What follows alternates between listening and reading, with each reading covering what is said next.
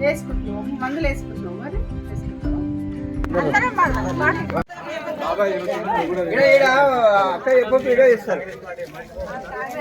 మరి బాబు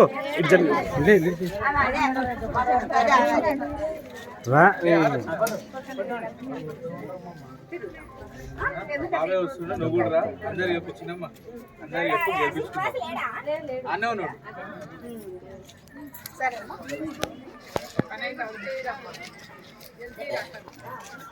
మనవాడు మనవాడు అగో ఫోటో తీసుకున్నాం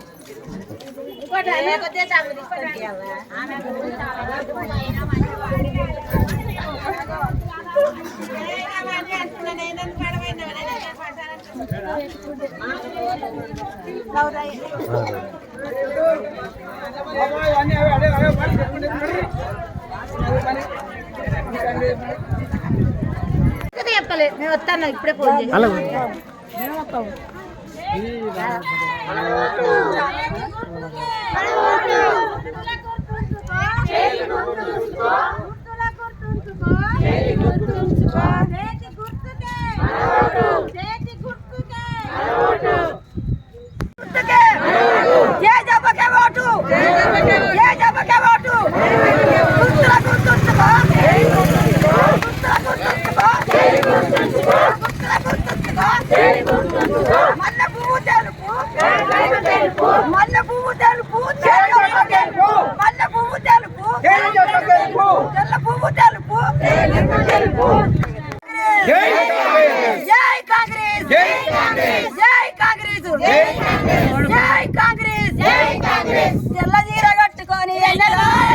తెల్ల చీర కట్టుకొని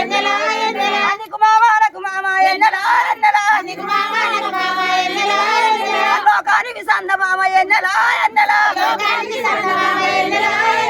రామణ సందనాల ఎన్నెలా చేయి గుర్తు కోటయ్యాలో ఎన్నెలా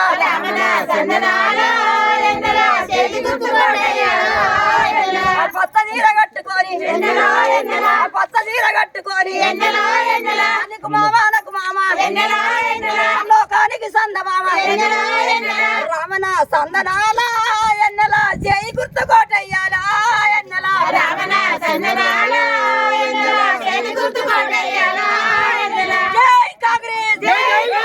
జై కాంగ్రెస్ గుర్తుల గుర్తుంచుకో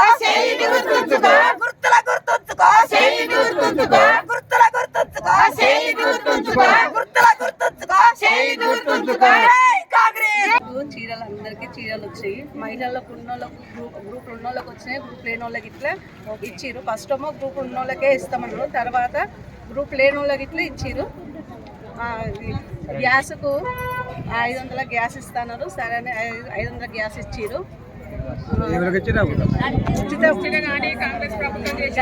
ఉచితం బస్సులు ఫ్రీ అన్నారు బస్సు ఫ్రీ ఇచ్చిర్రు ఇప్పుడు వచ్చి నుంచి కాంగ్రెస్ వచ్చి నుంచి అనుకున్న పనులు ఇస్తారు పింఛన్ గిట్లా వచ్చే నెల నుంచి అనుకునే ఇస్తా అని చెప్పారు ఉచిత కరెంట్ గిట్లా ఇళ్ళ ఉచిత కరెంట్ గిట్లా ఇచ్చారు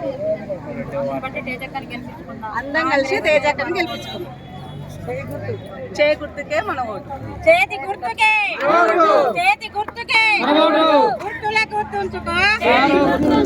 గుర్తుల గుర్తుంచుకో జై కాంగ్రెస్ జై కాంగ్రెస్ అక్కలు చెల్లెలు అన్నలు అందరికీ హృదయపూర్వక నమస్కారాలు. వీరంతా ప్రేమతో మేమందరము ఈరోజు మాకు ఎలాంటి ప్రోగ్రాం లేకుండా అందరికీ నిన్న వచ్చినందుకు కృతజ్ఞతగా కలుద్దామని వచ్చాము.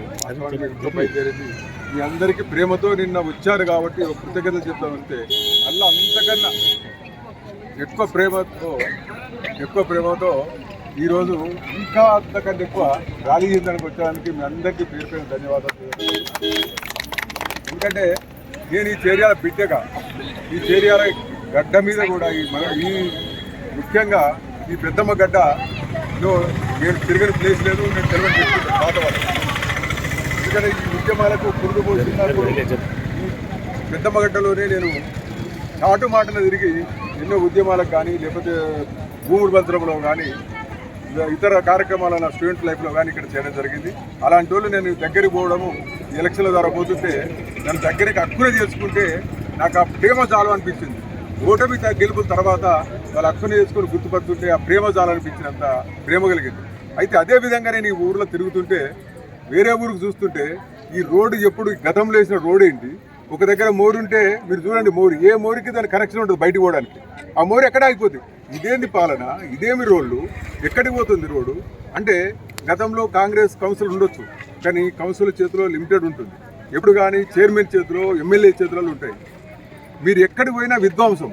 నేను వాకింగ్ అని పోతే అంగడి బజార్ అట్లుంది, అటు చెరుకు కట్ట మీద పోతే ఇల్లు అన్ని ఇచ్చి కుడిచెరువు పోతాయి, ఇటు పోతే హాస్పిటల్ కానీ అటు పక్క పోతే బాపనేశ్వరం అటు పోతే అది మన హాస్పిటల్ తీసి ఊరవతలు పెట్టారు. ఈ అక్కలు అమ్మలు ముసలోళ్ళు ఎట్లా పోతారు, ఏం చేస్తారు, మనం ఎంతకాలం ఇది భరిస్తాము?